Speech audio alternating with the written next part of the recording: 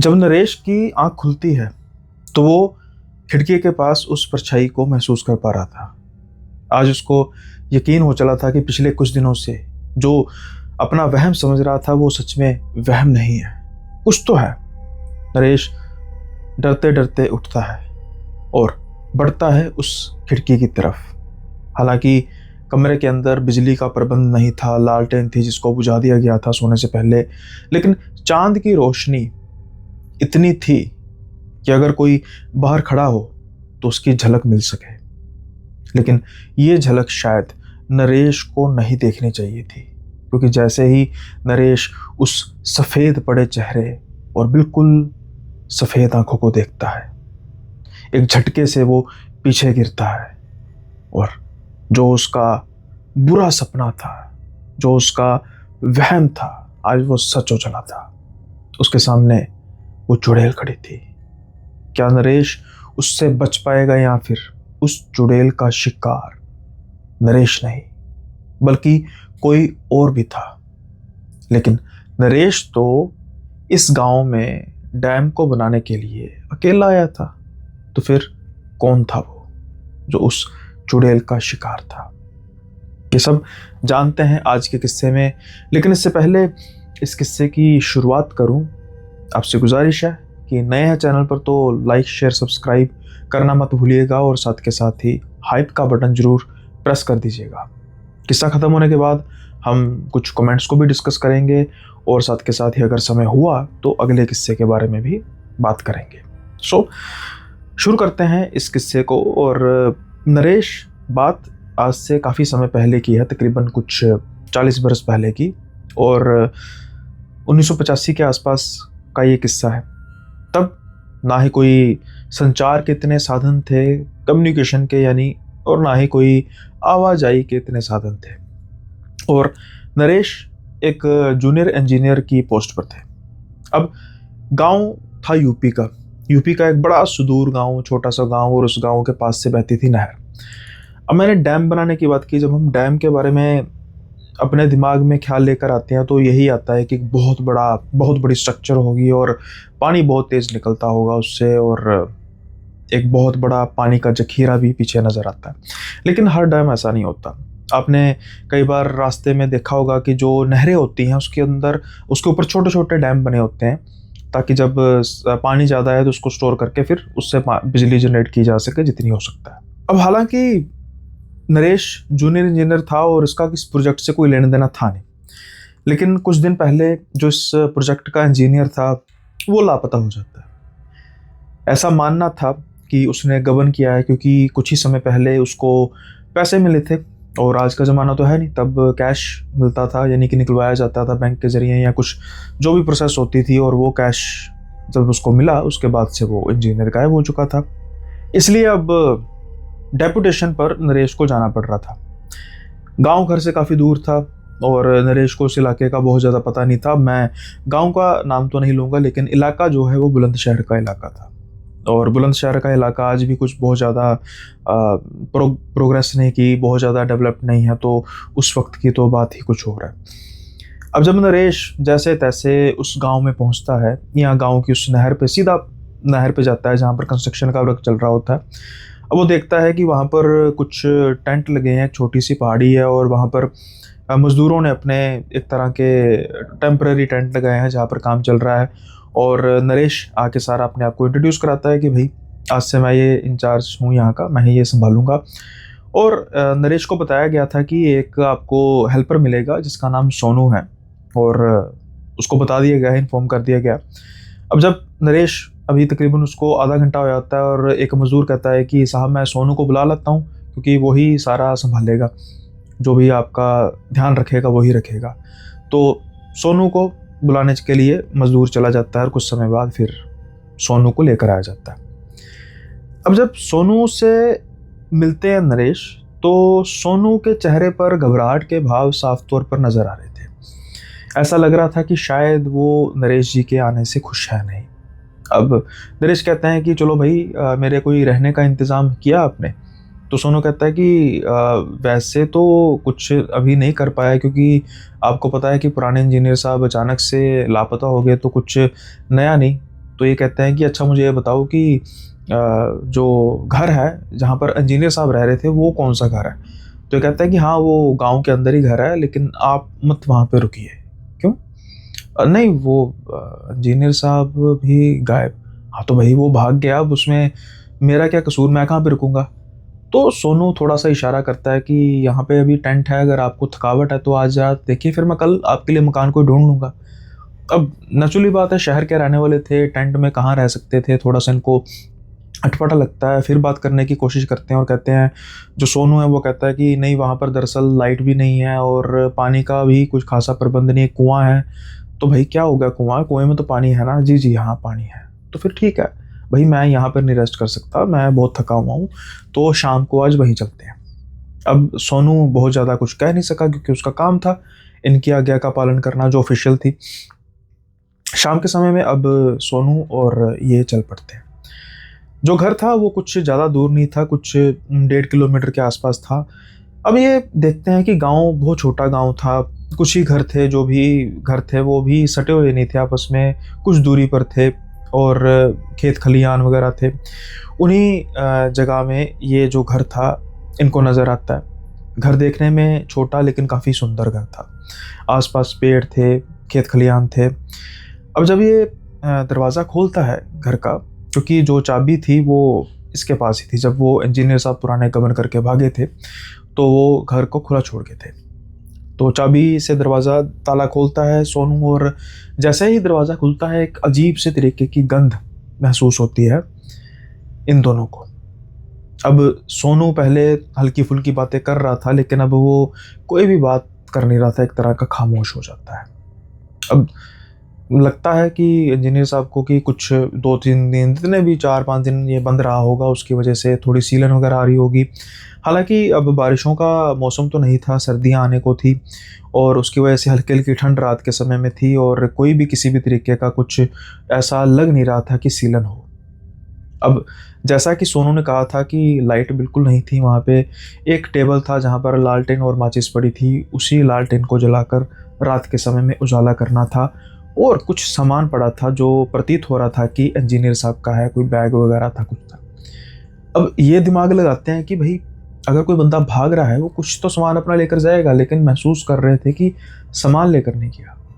फिर दिमाग में आता है कि भाई जो मेन सामान था पैसे, वो तो ये लेकर भाग ही गया, अब उससे ही सब कुछ खरीद लेगा। अब ये बात करते करते देखते हैं कि जो घर के पीछे भी एक दरवाज़ा था, तो देखते हैं कि घर के पीछे एक बरामदा था जहाँ पर एक रेस्ट चेयर थी और कुछ ही दूर पर एक कुआं था। आसपास का माहौल देखने में काफ़ी अच्छा लग रहा था। कुएं के पास एक बड़ा पत्थर था जहाँ पर अमूमन बैठा जा सकता था। अब ये सब कुछ देखते हैं इंजीनियर साहब, थोड़ा सा सुकून भी महसूस होता है कि शहर की भाग दौड़ से इनको अब थोड़ा सा सुकून मिलेगा जितनी देर भी यहाँ पे रहेंगे। ऑल्दो अब इनका मेन प्रोजेक्ट यही था कि उस डैम को पूरा कराना। खैर अब सोनू कहता है कि मैं आपके लिए खाने का बंदोबस्त करता हूँ। सोनू ये कह के खाना लेने के लिए चले जाता है। ये थर्मोस अपने साथ में लेकर आए थे कि चाय की ज़रूरत पड़ती रहेगी, तो ये कहते हैं कि चाय से भर देना। कुछ समय बाद सोनू वापस आ जाता है और उसके बाद खाना ये खाते हैं और उसके बाद सोनू कहता है कि ठीक है साहब कल मिलते हैं। तो ये कहते हैं कि अरे सोनू यहाँ पे यार मैं अकेला, तेरा कोई परिवार वगैरह है? तो सोनू कहता है नहीं मैं अकेला हूँ। तो भाई तू भी यहाँ भी साथ में लेट जा। तो सोनू कहता है नहीं मैंने घर का भी अपने देखना होता है। अरे यार एक तो कह रहा परिवार नहीं, पर अपना घर तो है ना साहब। अब इनको लगता है कि ठीक है यार पहली बार मिले हैं, कुछ अटपटा लगेगा ज़्यादा बात की। तो कहते हैं ठीक है भाई, मुझे तो वैसे भी थकावट है काफ़ी। अब क्या होता है कि पहला दिन था, मतलब खिड़कियां वगैरह उन्होंने बंद रखी। हालांकि इनको था कि थोड़ी खिड़कियां खुली रहती, घुटन ना होती, लेकिन अब था कि कोई पता नहीं कीट पतंगा, कोई चोर वगैरह कुछ आ ना जाए, तो उस डर से इन्होंने बंद रखा कि पहले माहौल देखेंगे फिर धीरे धीरे उस हिसाब से ढल जाएंगे। अब जब इन्होंने सोने की कोशिश की और रात के तकरीबन 2-2:30 बजे का टाइम था, इनको महसूस होता है जो चंद्रमा की हल्की हल्की किरणें खिड़कियों की दरारों से बाहर आ रही थी, वहाँ से अचानक जब इनकी जाग खुलती है ऐसा लग रहा था कोई आर पार हो रहा है, मतलब कि कोई इधर जा रहा है कभी इधर जा रहा है। ये डर जाते हैं, इनको लगता है कहीं सोनू तो नहीं, तो ये आवाज़ लगाते हैं 2-3 बार सोनू को, लेकिन सोनू जो है वो किसी भी तरीके का रिस्पॉन्स देता नहीं, क्योंकि सोनू तो वहाँ पर था ही नहीं। अब ये सोचते हैं कि कुछ और वगैरह ना हो, तो पास में एक लोहे की रोड पड़ी थी। उस रोड को पकड़ते हुए ये खिड़की की तरफ जाते हैं और जब खिड़की खोलते हैं तो इनको कुछ नज़र नहीं आता। बिल्कुल सुनसान था, बस सामने कुआँ नज़र आ रहा था हल्का-हल्का अंधेरे में, जो चाँद की रोशनी की वजह से जो आस-पास पानी पड़ा हुआ था वो चमक रहा था और हल्की-हल्की आवाज़ आ रही थी, जैसे कुएँ के अंदर कोई है। अब डर के मारे इनकी हिम्मत नहीं पड़ रही थी कि ये उस कुएँ की तरफ जाएँ। ये खिड़की को अच्छे तरीके से अंदर से बंद करते हैं और फिर सोने चले जाते हैं। थकावट थी, इसलिए नींद आ जाती है। अब अगली सुबह ही उठते हैं, तो कुछ समय बाद सोनू आ जाता है। सोनू नाश्ता वगैरह लेकर आया था। ये नाश्ता वगैरह करते हैं और उसके बाद फिर ये जाने के लिए तैयार हो जाते हैं। अब जब ये डैम पे जा रहे थे, सोनू को एक चीज़ और नोटिस करते हैं कि वो जितना कम हो सके इस घर में रुकने की कोशिश कर रहा था। न जाने किस तरीके का डर था, क्या था, ये तो इन्हें मालूम नहीं था, लेकिन भांप तो ये चुके थे कि कुछ ना कुछ तो इसको प्रॉब्लम है। क्या कहीं इंजीनियर साहब गायब हुए हैं, इसका कुछ इसको ये जानता नहीं और ये सोच रहा है कि अगर बातें करना शुरू की तो मुझसे पूछने लग पड़ेंगे कि भाई क्या हुआ, बता कहाँ गया। अब ना ये चलते जा रहे थे और कुछ समय बाद डैम पर पहुंच जाते हैं। अब एज़ यूजुअल ये अपना काम शुरू कर देते हैं, मज़दूरों को इंस्ट्रक्ट करना शुरू कर देते हैं और सरजू कहता है कि साहब फिर मैं आपके दोपहर के और रात के खाने का बंदोबस्त करता हूँ, तो आप कीजिए काम, तो मैं आता हूँ। ये भी भेज देते हैं। अब जो सोनू था गाँव का ही था, तो कुछ गाँव के मज़दूर भी थे जो सोनू को अच्छी तरीके से जानते हैं। अब इन्होंने बातों बातों में हल्का-फुल्का पूछना किया शुरू किया, अरे गाँव का होने के बावजूद ये बड़ा संकोच करता है, नहीं तो गाँव में जब कोई आता है तो लोग बड़ा खुले दिल से बात करते हैं और ये सोनू पहले भी ऐसे ही था। तो मज़दूर कहते हैं नहीं, नहीं पहले तो ऐसा नहीं था। जब पिछले इंजीनियर साहब थे उनके साथ तो बड़ी घुल-मिल के बात करता था। लेकिन पिछले कुछ महीनों से 7-8 महीनों से ये गुमसुम सा हो गया था और हमने इंजीनियर साहब के स्वभाव में भी एक अचानक से बदलाव देखा था। अब उसके बाद इंजीनियर साहब अचानक से गायब हो गए और उसके बाद कभी नज़र ही नहीं आए। अब ये सोचते हैं कि शायद हो सकता है कि उस इंजीनियर से अच्छे ताल्लुकात थे, उसके जाने का या जो भी है, जिससे भी है कि इंसान को थोड़ा-सा दुःख तो होता है, ये कारण हो सकता है। लेकिन क्या सच में यही कारण था या फिर माजरा कुछ और था? अब शाम के समय में, दोपहर का जब ये लंच वगैरह कराता है और शाम के समय में ये कहते हैं कि मैं घर जाके ही करूँगा, खाना खाऊँगा, और इसको भी कह देते हैं कि भाई तू अपना खाना भी साथ में ले आना, इकट्ठे करेंगे। अब ये सोच रहे थे कि आज मैं इसको रोकूँगा, क्योंकि कल मुझे थोड़ा-सा महसूस हुआ, डर लगा, तो मैं देखता हूँ कि शायद आज इसको मैं कहूँगा कि भाई 1-2 दिन तो रुक, थोड़ा-सा मुझे हैबिचुअल होने दे जगह से, फिर उसके बाद तो चले जाइए। अब जब रात के समय में सोनू और ये खाना खाते हैं नरेश, तो जब सोनू जाने की तैयारी करता है तो नरेश उसको रोक लेते हैं। नरेश कहते हैं कि भाई देख, अभी मुझे कुछ दिन तो सेट होने में लगेंगे, इसलिए तू कुछ दिन मेरे साथ यहाँ पे रुक, क्योंकि भाई मुझे यहाँ पर कुछ अभी अकेला हूँ, थोड़ा-सा अजीब तो लगता ही है, तो भाई तू रुक। अब सोनू सुनने की देर थी, वो तो एकदम गुम-सा हो जाता है, बिल्कुल सदमा जैसे किसी इंसान को लग जाता है। वो कहता है नहीं, नहीं, नहीं साहब, मैं नहीं रुक सकता, मैंने अपने घर भी जाना है। अब नरेश कहता है भाई तेरा परिवार तो है नहीं, तू क्या घर पे जाके करेगा, यहाँ पे सो जा, आराम कर, सुबह एक साथ चलेंगे। लेकिन सोनू मानता नहीं है।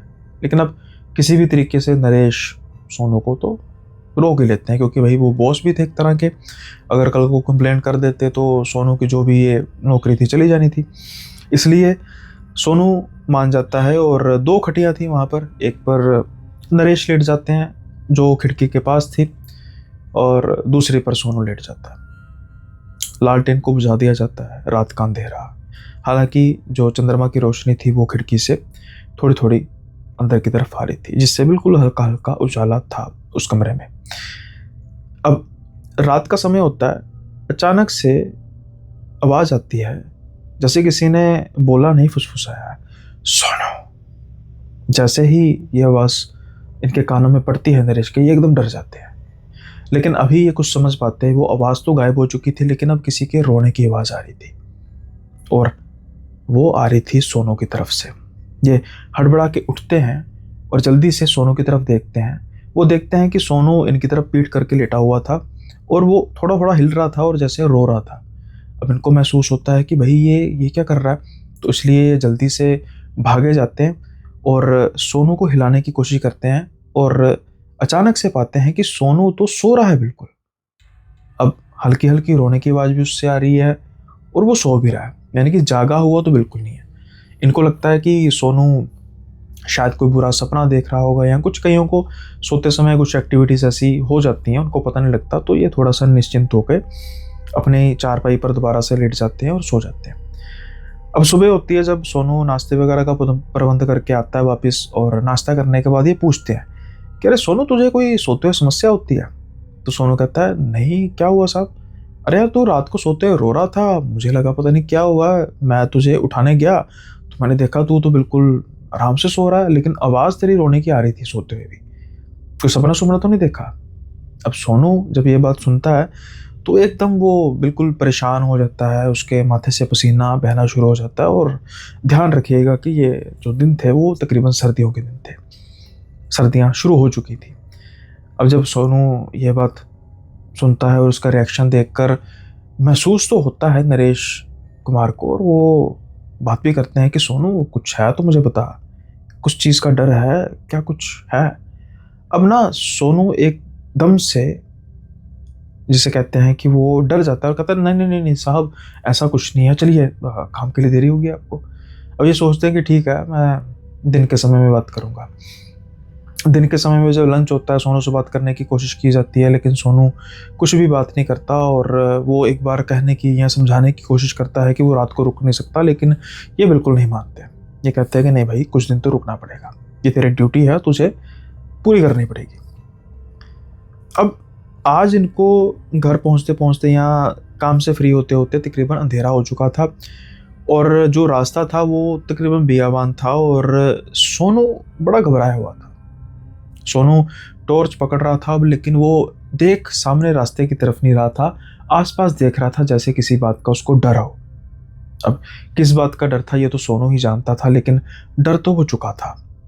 अब इस पॉइंट पर किसी भी तरीके की नरेश ऐसी बात नहीं करना चाहते थे कि सोनू कोई गांव की दकियानूसी कहानियां लेकर चल जाए कि इस जंगल में चुड़ैल है, भूत है, प्रेत है, और वो भी डर जाए।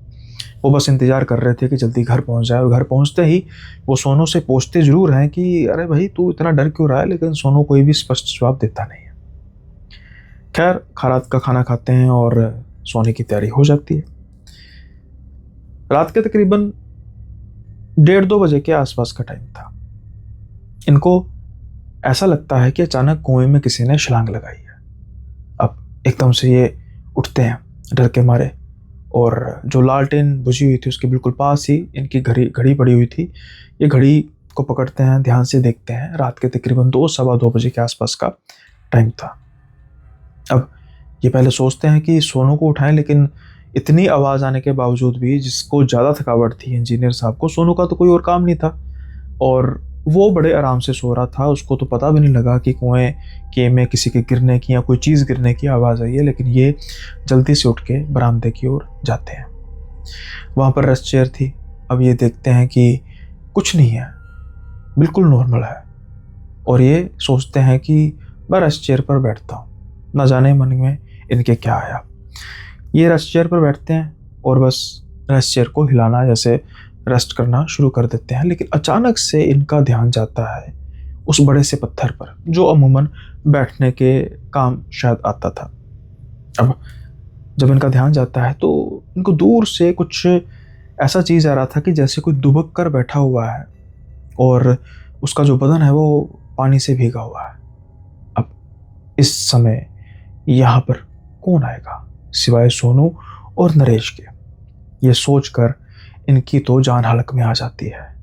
वो कुआं थोड़ा दूर था, बिल्कुल पास नहीं था, इसलिए जो ये देख पा रहे थे, ये महसूस कर रहे थे या सोच रहे थे कि ये सच में असल है या फिर महज इनका एक वहम। क्या सच में कोई बैठा हुआ है? और अगर कोई बैठा हुआ है तो फिर कौन है? अब कांपते हुए टांगों से ये अपनी चेयर से उठते हैं, बिना पीछे मुड़े ये अंदर चले जाते हैं, अच्छे से दरवाज़ा बंद करते हैं और सो जाते हैं। अब शायद डर के मारे इनका बीपी इतना लो हो चुका था कि इनको नींद कब आ गई या यूं कहें कि बेहोशी कब आ गई, इनको पता ही नहीं लगा। अब सुबह होती है।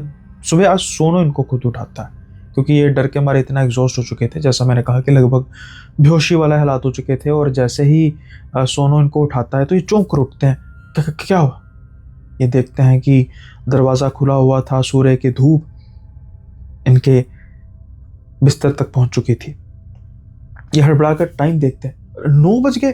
अरे भाई, हमने तो सुबह 6 बजे उठना होता, तो उन्होंने मुझे उठाया क्यों नहीं?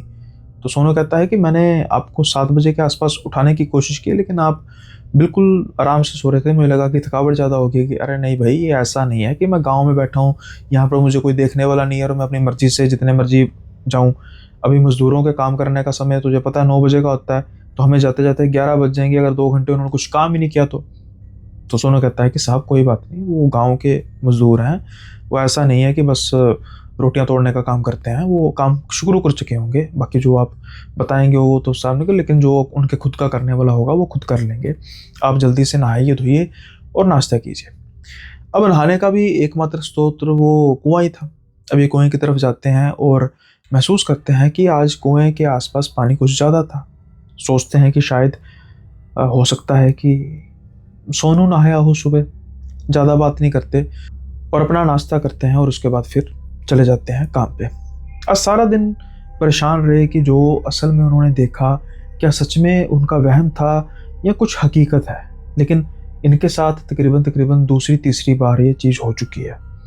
पहली बार इन्होंने जब पहले ही रात इन्होंने महसूस किया, फिर दूसरी रात सोनू का ऐसा रोना, तीसरी रात ये, अभी 3-4 दिन इनको आए को हुए हैं और ये हर रात की कहानी हो चुकी है। अब सोनू से इसके बारे में ये बात करते नहीं है और रात के समय में घर आते हैं, खाना खाते हैं और सोने की कोशिश करते हैं। रात के तकरीबन 2 बजे होंगे, जाग खुलती है इनकी। ये देखते हैं कि खिड़की हल्की सी खुली हुई थी और उससे ऐसा महसूस हो रहा था कि कोई परछाई है। आज जिस चीज़ को वो वहम समझ रहे थे वो कोई शायद वहम था नहीं, वो शायद असलियत थी। और असलियत इतनी भी खौफनाक हो सकती है ये इनको शायद अंदाज़ा नहीं था। ये डरते डरते उठते हैं, टॉर्च जलाते हैं। इनका ध्यान जाता है कि सोनू तो आराम से सोया हुआ है। ये उस खिड़की की तरफ जाएं या ना जाएं, इसी पशोपेश में थे, लेकिन फिर भी डरते हुए ये उस खिड़की की तरफ जाते हैं और दरवाज़ा खोलते हैं। आज इनके दूसरी तरफ इनका वहम नहीं बल्कि एक असलियत थी। और असलियत क्या थी? एक लड़की या एक औरत थी जिसके चेहरे पर भी बाल, यानी कि आगे की तरफ बाल थे, गीले थे, मानो ऐसा महसूस हो रहा था कि कुएं से बाहर आई हो। सर उसने झुकाया था और ये कपकपाती हुई आवाज़ में कहते हैं कि आप कौन हैं? वो धीरे से अपना चेहरा ऊपर करती है, बिल्कुल सफ़ेद चेहरा, आंखों की पुतलियां नहीं, यानी आंखें भी बिल्कुल सफ़ेद। इनकी तो डर के मारे जान हलक में आ जाती है। ये एक झटके से पीछे हटते हैं और उनकी चीख उस कमरे की हर एक दीवार को चीरती हुई बाहर चली गई। अब तो सोनू भी उठता है डर के मारे और नरेश को ऐसे गिरा हुआ देखकर जल्दी से उनकी तरफ बढ़ता है और पूछता है क्या हुआ आपको साहब? वो जब खिड़की की तरफ इशारा करते हैं नरेश, तो सोनू पाता है कि वहां पर सिवाय सन्नाटे के कुछ और नहीं था। क्या देखा आपने? कहाँ गई हो? किसकी बात कर रहे हैं साहब आप? अरे यहाँ पर एक औरत थी, पता नहीं अजीब सी यार, बिल्कुल सफेद चेहरा और आंखें बिल्कुल साफ थी उसकी। कौन थी वो? सोनू की आवाज में अब नरेश की आवाज से ज्यादा हड़बड़ाहट थी। आपका सपना होगा साहब। रात के 2 बजे का समय था।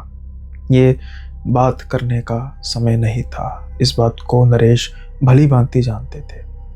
भूत प्रेत कभी देखा नहीं था उन्होंने, बहुत ज़्यादा विश्वास भी नहीं था, लेकिन जो चीज़ सामने देखी है, जो सपना ही नहीं है, जो असलियत है, उसको कैसे दरकिनार कर सकते हैं। जैसे तैसे करके नरेश को बिस्तर की तरफ लेकर जाता है सोनू और नरेश कहता है चलो ठीक है, मैं सोने की कोशिश करता हूँ। डर के मारे नींद फिर आ गई, बीपी लो हो गया और डर के मारे एग्जॉस्ट हो चुके थे। अब सुबह जब उठते हैं नरेश, सबसे पहले सोनू को अपने पास बुलाते हैं। नरेश सोनू को कहते हैं कि सोनू मुझे बता क्या चीज़ है वो। सोनू हड़बड़ाहट में, मैं नहीं जानता मालिक। नरेश बहुत गुस्से में बात करते हैं, मैंने कहा ना बता, नहीं तो मैं तेरी कंप्लेन करूंगा कि इंजीनियर जो गबन करके गया उसमें कहीं ना कहीं तेरा भी हाथ है। पुलिस आएगी, तेरा पता लेगी, बाद में मत कहियो। डर जाता है, काफ़ी ज़्यादा डर जाता है सोनू। कहता वो ममता मैम साहब थी। ममता मैम साहब, ये कौन? जो इंजीनियर साहब थे ना, उनकी पत्नी, वो यहाँ पे क्या कर रही है? और जैसी उसकी शक्ल थी भाई, वो तो कोई इंसानी मतलब चीज़ नहीं हो सकती, बिना पुतले के कैसे हो सकता है? आप सही सोच रहे हैं, वो जिंदा नहीं है, वो मर चुकी हैं। इसलिए तो मैं इस घर में खुद नहीं रुक रहा था और आपको भी मैं बहाना बना रहा था कि यहाँ मत रुकिएगा, यहाँ पर ये नहीं समस्या, वो समस्या, लेकिन आप नहीं माने। मैं क्या कह सकता था, आपकी आज्ञा का पालन तो करना ही था। अरे भाई, मर गई मतलब आत्मा? क्या सच बता रहा है? कैसे मरी वो जो कुआं है ना, इसी कुएं में गिर के मरी। सच में? देखिए, मुझे इंजीनियर साहब ने यही बताया था कि वो कुएं के पास पानी भरने गई थी, गिर गई। मैं घर पे नहीं था। जब मैंने आके ढूंढा तो देखा कि वो कुएं के अंदर गिरी पड़ी है। पुलिस आई थी, उसने ही लाश को निकाला था। उसके बाद फिर इंजीनियर साहब परेशान रहने लग पड़े और कुछ महीनों बाद वो भी गायब हो गए। क्या सच में? सोनू, मुझे सच में बता, क्या माजरा है? मैं सच कह रहा हूँ, सच बता। क्या सच में ममता मेम साहब गिर के वहां पर मरी या फिर उस इंजीनियर का कोई हाथ था? देखिए साहब, मैं यकीन से नहीं कह सकता, लेकिन आए दिन उनकी लड़ाई झगड़ा हुआ करता था और बस मरमराने की बात होती थी। अब ऐसे में उनका मरना मुझे भी कुछ अटपटा लगा, लेकिन अब क्या ही किया जा सकता है। हो सकता है कि मेम साहब ने खुद को मार दिया हो, लेकिन ये भी हो सकता है कि क्या इंजीनियर, अब वो भाग गए हैं, अब वो अपनी गवाही देने के लिए तो है नहीं, तो मैं अब कैसे कह सकता हूँ कि वही होंगे। लेकिन तब से यहाँ पर महसूस किया जाता है उनकी आत्मा को, और मैं भी नहीं रुकता यहाँ पे। आपकी वजह से मुझे रुकना पड़ रहा है, लेकिन अब मुझे रुकने के लिए मत किए। क्यों नहीं भाई, रुकना पड़ेगा, और मेरा बंदोबस्त पहले कहीं और कर। अब ये तेरे पर है, आप मेरे घर में रुक जाइए ना। ना ना ना, तेरे घर नहीं, किराए का घर ढूंढ, वहाँ पर चाहे तू अपने घर में बाद में चला जाना, लेकिन मैं यहाँ पे अकेला तो अब नहीं रुकूंगा ये चीज़ होने के बाद। अब सोनू और फंस चुका था, कर भी क्या सकता था। जो इस राज का पर्दाफाश हुआ था, नरेश को इस बात पर यकीन नहीं आ रहा था कि क्या सच में जो ममता यानी कि इनकी पत्नी थी, इनकी मृत्यु हुई थी, इन्होंने अपने आप को ख़त्म किया था, या फिर एक हत्या थी। इस चीज़ का शक दूर करने के लिए उस दिन जो पास के कस्बे में पुलिस स्टेशन था, जहाँ पर ये रिपोर्ट वगैरह दर्ज कराई गई थी, वहाँ पर भी जाते हैं। वहाँ पर भी यही सुनने को मिलता है जो भी दर्ज हुआ था एफआईआर में, कि जब इंजीनियर साहब घर आए तो इन्होंने अपनी पत्नी को ढूंढा, पत्नी मिली नहीं, और जब इन्होंने देखा तो पत्नी कुएं में गिरी पड़ी है, उसकी मौत हो चुकी थी। उसके बाद इंजीनियर साहब की जो कंप्लेंट मतलब आई कि भाग गए हैं, कुछ पैसे थे, वो पैसे भी लेकर भाग गए हैं। अभी तक कोई तो पता नहीं, ढूंढने की कोशिश की जा रही है, लेकिन कहीं भी कोई सुराग नहीं मिला। यहाँ तक तो सब साफ हो चुका था कि इस घर में, उस कुएं में किसी की मौत हुई है, और जो इन्होंने देखा था वो वहम नहीं था, वो एक कड़वा सच था, एक डरावना वाक्य। अब क्या भी किया जा सकता था, जितनी देर कहीं और घर नहीं मिलता वहाँ पर इनको रुकना पड़ना था, और सोनू को भी इनके साथ। अब ये थोड़ा सा हो चुके थे, इन्होंने जहाँ इतनी पाठ पूजा करते नहीं थे, लेकिन इन्होंने छोटा सा मंदिर बनाया, उसी दिन हनुमान चालीसा रखा और रात को सोने की तैयारी करने लग पड़े। रात का समय था, अचानक से सोनू की चीख निकलती है। हड़बड़ाहट में इनकी जाग खुलती है, ये देखते हैं कि सोनू बिल्कुल सीधा लेटा हुआ है और उसके बिल्कुल ऊपर, यानी कि इसके ऐसे कंधों हाथ किसी ने रखा हुआ है, उसके बाल नीचे बिखरे हुए हैं, और सोनू बस कह रहा है मुझे माफ़ कर दो। और ये देख रहे हैं। अब जब ये नज़ारा देखते हैं तो ये तो सन के सन हो जाते हैं और इनकी इतनी जान नहीं बचती कि ये खड़े भी हो सकें या कुछ पुकार भी सकें। बस ये मन ही मन में परमात्मा का नाम लिए जा रहे थे और इनको साफ नजर आ रहा था कि इनके सामने वो प्रेतनी सोनू को मार डालेगी।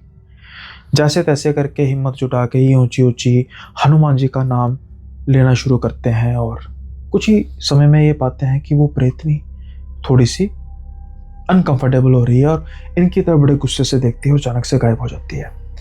अब इनकी हिम्मत होती है और जल्दी से सोनू की तरफ जाते हैं। सोनू बिल्कुल ठंडा पड़ा हुआ था। ये जल्दी से भागते हुए किसी घर में जाते हैं और कहते हैं जल्दी से कोई भी साइकिल या कुछ भी है पकड़ो, सोनू को कुछ हो गया। जैसे तैसे करके उसको अस्पताल में लेकर जाया जाता है पास के कस्बे में और डॉक्टर कहते हैं कि इसको हार्ट अटैक आया है और तकरीबन कुछ 5-6 घंटों बाद वो उसको डेड डिक्लेयर कर देते हैं। मृत्यु की वजह हार्ट अटैक, लेकिन शायद उसकी मौत की असल वजह जानते थे सिर्फ और सिर्फ नरेश, जिन्होंने उस वाक्य को होता हुआ अपने सामने देखा। लेकिन सोनू, जो उसके मुताबिक जिसका कोई इस वाक्य से लेना देना नहीं, वो तो सिर्फ एक हेल्पर था। उसके बकौल उसकी जो मेम साहब है उसको उसके पति ने मारा या फिर उसने खुद अपने आप को ख़त्म कर लिया, इसके अलावा उसको ज़्यादा नहीं पता था। लेकिन फिर वो प्रेतनी, ममता की प्रेतनी क्यों मारेगी सोनू को, ये राज भी सोनू अपने साथ ले गया। लेकिन नरेश, लगता है कि उनको शायद ये महसूस हो चुका था कि कुछ ना कुछ दाल में काला तो जरूर है, क्योंकि अगर ऐसा कुछ होता तो फिर सोनू के साथ कोई लेना देना नहीं था। और अगर वो प्रेतनी सच में इंसानों का शिकार करने वाली थी तो उसने मेरा क्यों नहीं कुछ बिगाड़ा। मैंने 2 बार उसको सामने देखा, पहली बार जब वो कुएं के पास बैठी थी, दूसरी बार बिल्कुल सामने प्रत्यक्ष, लेकिन उसने मुझे कुछ नहीं कहा। वो मारने आई थी सोनू को, वो लेने आई थी सोनू को और लेकर चली गई। इंजीनियर साहब अब इस घर में तो बिल्कुल रुक नहीं सकते थे, आखिर 2 मौतें हुई थी उस घर में, शायद 3।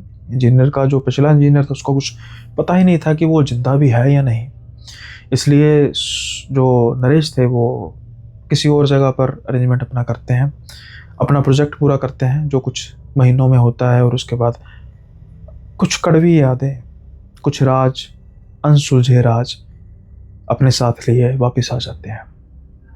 आज नरेश कुमार अपनी उम्र के आखिरी पड़ाव में है।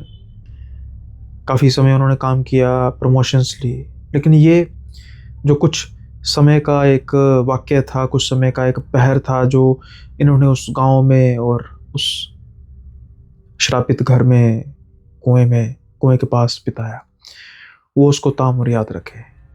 आज भी उनके ज़हन में जब भी उसकी तस्वीर आती है ममता की प्रेतनी की, तो ये सहम जाते हैं। उम्मीद है कि आपको किस्सा पसंद आया होगा। किस्सा पसंद आया तो लाइक, शेयर, सब्सक्राइब करना मत भूलिएगा। इससे पहले हम अगला किस्सा शुरू करें तो थोड़े से कमेंट्स हैं अपने, जो नए लोगों के भी कमेंट्स हैं जिसमें, तो उन पर चलते हैं और डिस्कस करते हैं, फिर उसके बाद अगले किस्से की ओर बढ़ेंगे। तो पहले उन कमेंट्स पर भी नज़र दे देते हैं। और जो भी हमारे पुराने व्यूअर्स हैं जो हेलो हाय करते हैं, अब भाई उसमें अब कुछ डिस्कशन तो होते ही नहीं, तो आप सबका बहुत बहुत धन्यवाद कि थ्रू आउट मुझे सपोर्ट करते हैं। तो सबसे पहला कमेंट है @के अभिषेक 16। सुनील भाई, रेगुलर हाइप करता हूँ आपकी वीडियोस, एक बार नाम तो ले दो, अभिषेक कश्यप। तो अभिषेक भाई आपका नाम ले लिया, thank you so much for your support. दूसरा कमेंट है @बब्बू सिंह 8211। ब्रो मेरा नाम ले दो प्लीज़, बब्बू देतवालिया लुधियाना, तो love you bro, daily watch your video. Thank you भाई, बहुत बहुत धन्यवाद। आप बहुत पुराने सब्सक्राइबर हैं और जहाँ तक मुझे याद है कि आपने अपने 15-16 फ्रेंड्स को भी सब्सक्राइब कराया था, उसके लिए बहुत बहुत धन्यवाद। देन हमारे एक नए मेंबर हैं जो मेंबरशिप जिसे कहते हैं, मेंबरशिप की नई मेंबर हैं, उनका नाम है @चेतना पटेल। तो इन्होंने 2 मैसेज किए हैं। एक तो है, hello I am your new member in your channel, आपकी स्टोरीज़ काफ़ी लंबे समय से सुन रही हूँ, कभी कमेंट नहीं किया इसलिए आपको पता नहीं होगा, बट मैं आपके शुरुआती दिनों से आपकी वीडियोस देखती आ रही हूँ। आप ऐसे ही ग्रो करते रहें और ये परिवार बढ़ता रहे, यही मेरी आपके लिए दुआ है। Big fan of you sir, thank you so much इतना मेरे रेगुलर व्यूज़ बनने के लिए, इतना सपोर्ट करने के लिए और मेंबरशिप ज्वाइन करने के लिए। साथ के साथ ही आप कह रहे हैं, इसी के साथ मैं ये भी कहना चाहती हूँ कि अब से मैं आपके हर वीडियो पे कमेंट करने की कोशिश ज़रूर किया करूँगी। थैंक यू, बहुत बहुत धन्यवाद। और ये बहुत ज़रूरी चीज़ होती है, क्योंकि जब जितनी एंगेजमेंट वीडियो में मिलेगी उतनी ही जो वीडियो है आगे बढ़ेगी, तो ये बहुत ज़रूरी है। Then at the rate Verma 2513, Sunil bhai, you are doing really well. Keep growing. Please mention me in your video. My name is अनु विशाल। तो अनु विशाल जी, बहुत बहुत धन्यवाद आपका। और जो भी मेरे व्यूअर्स हैं चाहते हैं कि मैं आपका जो नाम लूँ इसमें, तो आप प्लीज़ मेंशन जरूर कर लिए कीजिए कि मेरा नाम भी लीजिए। अनु विशाल ही एक और मैसेज भी भेज रहे हैं, सुनील भाई, I am from Kharar Punjab and my name is Vishal Anu. You are doing really well in your storytelling. Keep up the good work. Just one suggestion from my side. It will be really horrifying if you can add horrific images in your storytelling. Please pick my comment. अनुविशाल जी, बहुत बहुत धन्यवाद। उसका reason ये है कि हर एक का ना एक देखिए, हॉरर के जोनर में भी अलग अलग तरीके का एक एस्पेक्ट होता है। वो किस तरीके का कि जैसे कुछ लोग हैं, अब जो ये हॉरर स्टोरीज़ है ना, बेसिकली लोग देखने से ज़्यादा सुनते हैं। तो देखते हुए तो मुझे नहीं लगता कि बहुत ज़्यादा लोग देखते हैं, और अगर देखते हैं, ग्लिम्स ही देखते हैं जैसे स्टोरी की स्टार्टिंग। तो ये ओवरऑल अगर 2-3 मैं फीडबैक बता देता हूँ जो मेरे चैनल के लिए या मेरे व्यूअर्स के पक्के हैं कि भाई ये चीज़ें तो बिल्कुल नहीं करनी। एक तो साउंड इफेक्ट्स, दूसरा ये इमेजेस वगैरह, और तीसरा कोई जो ये होते हैं AI जनरेटेड। तो मेरी कोशिश यही होगी कि जब तक ये चैनल चलता रहेगा तब तक ये चीज़ों से दूर रह जाएगा, बिल्कुल रॉ फॉर्म में स्टोरी बताई जाएगी। देखिए, अब कईयों का ये कहना है कि आपका चैनल उस सबसे ग्रो नहीं हो रहा।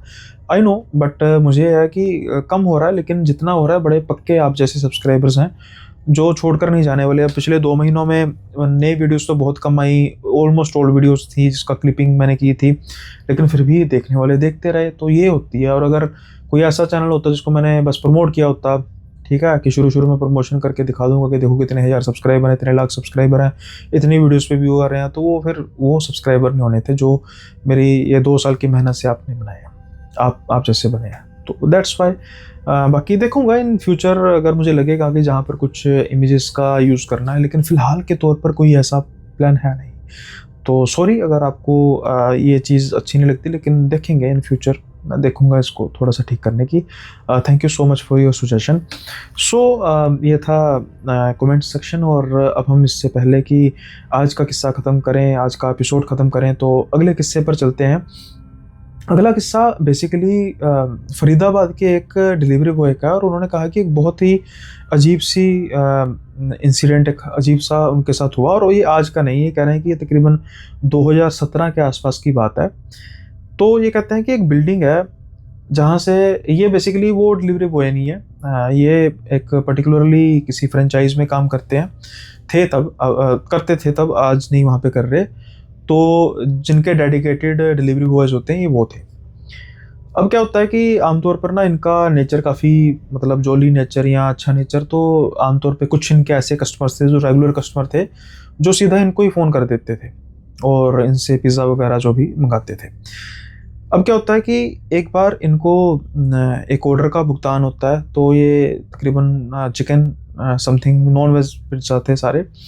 और जो बिल्डिंग थी वहाँ पर ये तकरीबन पहले भी गए हुए थे, और वहाँ पर एक आधा फ्लैट था जहाँ पर बैचलर्स रहते थे, तो उनके साथ इनकी काफ़ी अच्छी यारी दोस्ती पड़ गई थी। और वो सेम, मतलब जो फ्लैट था सेम ही कॉरिडोर में था, मतलब सेम फ्लोर में था, सॉरी। अब क्या होता है कि अब ऐसा एक तरह का ये रूल भी होता है कि इसमें भी प्रिवेसी होती है कि भाई आप ये नहीं किसी को बता सकते कि मैं फ़लाँ फ्लैट में डिलीवर करने जा रहा हूँ और वहाँ पर मैं ये चीज़ पर्टिकुलर चीज़ कर रहा हूँ, इस चीज़ की होती है प्रिवेसी। अब क्या होता है कि ये इनके यहाँ पर भी ऑर्डर आया था जो इनके फ्रेंड्स ने या कस्टमर फ्रेंड्स ने इनके किया था, और दूसरी तरफ से भी आया था। तो ये पहले कहते हैं कि मैं पहले वहाँ पर भुगता आता हूँ। वहाँ पर ये बेल बजाते हैं, दरवाज़ा खोलता है, देखते हैं कि एक लेडी बहुत खूबसूरत, काले रंग के उसने कपड़े डाले हैं, बड़ी बड़ी उसकी आंखें हैं, चेहरा कुछ हद से ज़्यादा सफ़ेद है, देखने में सुंदर भी और थोड़ी सी डरावनी भी लग रही है ना, जैसे जो पलकें हैं, बड़ी बड़ी पलकें, और जैसे काले रंग का टीका लगाया, अजीब सी लग रही है। अब ना ये ऑर्डर देते हैं और उसके बाद आई थिंक ऑनलाइन पेमेंट हो गई, या पेमेंट का कुछ था नहीं, तो ये करके उसके बाद जो दूसरा इनका फ्रेंड्स का फ्लैट था वहाँ पर आके पकड़ा देते हैं। अब फ्रेंड्स के साथ नॉर्मल इनकी बात होती थी, कई बार वो इनके साथ शेयर भी कर लेते कि हाँ भाई तू खा खा के जाना। ऐसा कई बार चलता रहा। वहाँ से जो ऑर्डर था इनको फ्रिक्वेंटली आना शुरू हो गया। फ्रेंड्स का तो कभी आता था ऑर्डर, नहीं आता था, लेकिन वहाँ पर इनका फ्रिक्वेंटली होता था, ज़्यादातर रात के समय में होता था। अब जो इनके फ्रेंड थे वो ज़्यादातर बीपीओ में ही काम करते थे, ये जो कॉल सेंटर होते हैं, तो उनकी भी रात की ड्यूटी होती थी, और तकरीबन हर मर्तबा यही होता था कि जब वहाँ पर ऑर्डर जाता तो इनके फ्रेंड्स अवेलेबल नहीं होते थे, दरवाज़ा बंद होता था, पता लग जाता था कि अवेलेबल नहीं है। अब क्या होता है कि एक बार की बात है कि इनके फ्रेंड्स का भी ऑर्डर आया, और ये पिज़्ज़ा देने, ये सोचते हैं कि पहले आज अपने फ्रेंड्स को देता हूँ। आज ये थोड़ी सी यानी जल्दी में थे, इनको कहीं और भी ऑर्डर देने जाने थे, तो उनका ये प्लान था कि मैं रुक के नहीं जाऊँगा, नहीं तो पहले ये दूसरे ऑर्डर कर लेते थे जो आसपास होते थे कि चलो जाते जाते फ्रेंड के पास थोड़ी देर रुकेंगे फिर जाएंगे, लेकिन आज इनको था कि भाई मुझे काम बहुत है। वो भी समझते कि भाई इनका काम है, तो ये पहले अपने फ्रेंड को ऑर्डर दे देते हैं और कहते हैं कि अरे रुको भाई, खाना खा के जाओ। तो कहते हैं नहीं नहीं भाई, मैंने ऑर्डर भी करना है डिलीवर, तो मैं जल्दी में हूँ, एक तो यहीं पे करना है, बाकी और थोड़े आसपास है। यहीं पे कौन से कमरे, कौन से फ्लैट में? तो ये फ्लैट का नाम ले लेते हैं कि भाई उस फ्लैट में, मतलब लेना नहीं चाहिए था लेकिन इतना हो जाता है। कहते हैं कौन सा फ्लैट? एग्जाम्पल के तौर पर 405। 405 वो बोला, हाँ क्या हुआ? अरे मजाक तो नहीं कर रहा भाई, क्यों क्या हुआ? अरे भाई वो फ्लैट बंद है। बंद है? कहाँ गई मैडम? कौन सी मैडम? अरे जो उस फ्लैट में रहती है। अरे मैंने कहा भाई वो फ्लैट बंद है। समझ गया कि फ्लैट अब बंद होगा, लेकिन मैडम तो रहती है ना। अरे वहां पर कोई नहीं रहता भाई, क्या बात कर रहे हो आप? हाँ सच कह रहा हूँ। अरे नहीं, मैं तो इस फ्लैट में ना जाने कितनी बार रात के समय में पिज्जा ऑर्डर करके गया हूँ, और ज़्यादातर तुम नहीं होते थे क्योंकि आपका तो पता मुझे कॉल सेंटर का काम है, तो फिर मैं ज़्यादा आता नहीं था, लेकिन तकरीबन करके जाता रहता हूँ। अरे भाई क्या बात कर रहा है, इस फ्लैट में जब से हम आए हैं कम से कम तब से कोई नहीं है। अब ये कहते हैं कि भाई आप ध्यान से सोचो, हो सकता है कि कोई रहने आया हो और आपको पता ना हो, ऐसा तो नहीं है। अब इनके फ्रेंड भी थोड़े से कंफ्यूज हो जाते हैं कि यार बात तो ठीक कर रहा है। कहते चल ऐसा करते हैं, हम थोड़ा सा दरवाज़ा खुला रखते हैं, तू डिलीवर करने जा, देख लेते हैं कौन आया, हो सकता है, लेकिन इतने महीनों से नहीं कोई आया, इतना हमें पता है। अब ये फ्लैट के पास जाते हैं, बेल करनी शुरू करते हैं। जब बेल करते हैं तो कोई खोलता ही नहीं है, कितनी देर तक करते रहते हैं। फिर ये दरवाज़ा खोल कर आया, भाई तुझे कह रहा हूँ ना यहाँ पर कोई नहीं रहता। नीचे से देखते हैं, लाइट भी जलने का कुछ था नहीं। अब कहते हैं चल तेरा शक दूर करते हैं। सिक्योरिटी गार्ड के पास जाते हैं, उनके पास सारी डिटेल होती है कि कौन से फ्लैट में कौन रहता है। ये कहते हैं कि आप बताओ इस फ्लैट में कौन रहता है। तो सिक्योरिटी गार्ड हालांकि कर नहीं सकते, लेकिन उनकी अच्छी बनती थी, वो कहता है जी 405 में। अरे भाई आप शायद आप तो भी कुछ 7-8 महीने पहले हैं, आज से 2 साल पहले यहाँ पर एक मैडम रहती थी, उनकी मौत हो गई थी इसी फ्लैट में। कहते हैं कि अपने आप को ख़त्म किया था, उसके बाद से ये फ्लैट बंद है, अब तो यहाँ पर कोई नहीं रहता। तो ये थोड़ा पूछते हैं कि आप थोड़ा सा बता सकते हैं मैडम कैसी थी? तो ये सारा बताते हैं कि बड़ा फेयर कलर था, बड़ी बड़ी आंखें थी।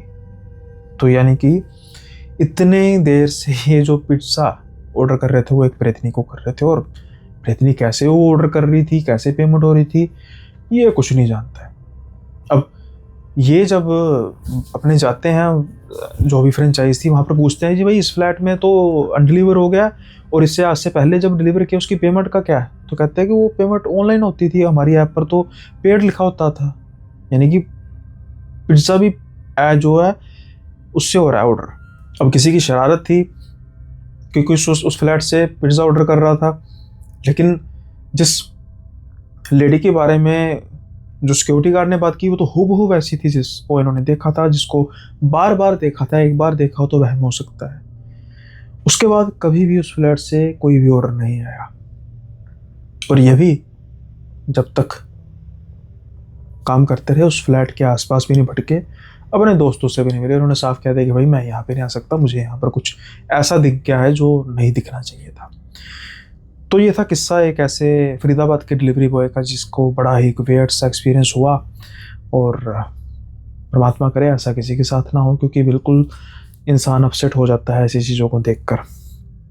सो ये था आज का एपिसोड। वैसे तो अभी मेंबरशिप की कोई वीडियो आई नहीं है नई, फेब में ही लास्ट वीडियो अपलोड हुई थी, लेकिन अब धीरे धीरे मैं कंटिन्यू कर रहा हूँ, तो मेरी कोशिश होगी कि जल्दी ही नई वीडियो लेकर आया जाए। और आप में से कई लोग हैं जिन्होंने रीजॉइन नहीं किया, क्योंकि नेचुरली बात है नया कंटेंट आया नहीं, तो आप सबसे गुजारिश है जिन्होंने तकरीबन 15 से 20 जो हमारे सब्सक्राइबर्स थे, जो मेंबर्स थे, जिन्होंने रीजॉइन नहीं किया, तो आपसे गुजारिश है कि आप प्लीज़ रीजॉइन कीजिए, क्योंकि जल्दी ही नया कंटेंट आने वाला है। लेकिन आज का किस्सा ख़त्म करने से पहले जिन्होंने रीजॉइन किया है या फिर जिन्होंने नया ज्वाइन किया है उनका भी नाम लेना बनता है। तो ऐसे ही संजू मोंगा जी ने रीजॉइन किया है, धन्यवाद आपका संजू मोंगा जी। विवेक मील जी ने रीजॉइन किया है, आपका बहुत बहुत धन्यवाद। प्रियंका उपाध्याय जी ने रीजॉइन किया है, आपका भी बहुत बहुत धन्यवाद। अर्चना कालरा जी ने रीजॉइन किया है, आपका भी अर्चना जी बहुत बहुत धन्यवाद। रिहेबिटेड विद गौर आपने रीजॉइन किया है, आपका बहुत बहुत धन्यवाद। प्रोफ एक्स लोन वोल्फ आपने भी रीजॉइन किया है, आपका बहुत बहुत धन्यवाद। वैशाली अरोड़ा जी ने रीजॉइन किया है, आपका बहुत बहुत धन्यवाद। चेतना पटेल जी ने ज्वाइन किया है, आपका बहुत धन्यवाद। सुमित ऑन टेक जी ने रीजॉइन किया है, आपका धन्यवाद। ट्रिगर गेमिंग जी ने ज्वाइन किया है, आपका बहुत बहुत धन्यवाद। यश चौहान जी ने ज्वाइन किया है, आपका बहुत बहुत धन्यवाद। और ट्रिगू का बच्चा, अजीब नाम है, आपने भी ज्वाइन किया है, आपका बहुत बहुत धन्यवाद। नितिन 1984 भाई राम राम, कैसे हो आप, ठीक हो, आपने भी रीजॉइन किया है, बहुत बहुत धन्यवाद आपका। राहुल शर्मा जी ने रीजॉइन किया है, आपका धन्यवाद। सौरभ सोरेन जी ने रीजॉइन किया है, आपका बहुत बहुत धन्यवाद। अवीश अंसारी, सॉरी अगर आपका मैंने नाम गलत किया, आपने भी ज्वाइन किया है, बहुत बहुत धन्यवाद। सुरेंद्र प्रसाद जी ने ज्वाइन किया है, धन्यवाद। राजेश साहू जी ने ज्वाइन किया है, धन्यवाद आपका। लक्ष्मी सिंह जी ने धन्यवाद ज्वाइन किया है, धन्यवाद आपका। @हंक जी ने ज्वाइन किया है, धन्यवाद। शिवांश सूद जी ने ज्वाइन किया है, धन्यवाद आपका बहुत बहुत। मेरा माधव जी ने रीज्वाइन किया है, आपका बहुत बहुत धन्यवाद। उपासना सोलंकी जी ने ज्वाइन किया है, आपका बहुत बहुत धन्यवाद। तो ये थे जिन्होंने रिसेंटली ज्वाइन किया है, और आप सबका बहुत बहुत धन्यवाद फिर से कि आपने पैसे खर्च के जो कंटेंट है वो भी देख रहे हैं। तो जो नए ज्वाइन करना चाहते हैं, जो सपोर्ट करना चाहते हैं, कई आप जानते हैं कि अभी किस हालातों से निकल रहा हूं मैं, जिसकी वजह से बड़ा मुश्किल हो पा रहा है, तो आप भी फुल अपना सपोर्ट कीजिए। इसी के साथ ही आज के इस एपिसोड को यहीं पे ख़त्म करते हैं। जल्दी मिलेंगे अगले वीडियो में नए किस्सों के साथ, तब तक के लिए बाय बाय, अपना ख्याल रखिएगा।